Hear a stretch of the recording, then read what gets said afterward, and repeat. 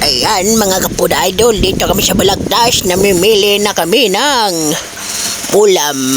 Ayan, nandito na yung Manny Pacquiao sa palengke. Si Kuya. Si Kuya Tarurot, di ko alam ang pangalan. Basta, kay Manny Pacquiao, ayan, nagpakuha na ako ng tilapia. Yun, nanipyaw na siya sa kamay niya. Ayun, nakuha na niya. Kaya umorder kami ng buhay na tilapia.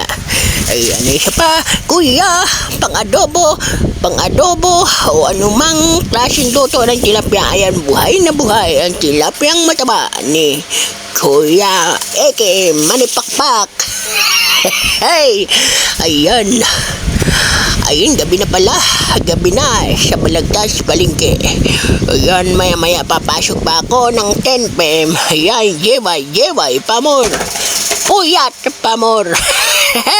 Singaw, pamor. Ayos, Diyos ko. Nakakos pala ng singaw ang puyat. Kaya ang aking bunganga, puro puyat.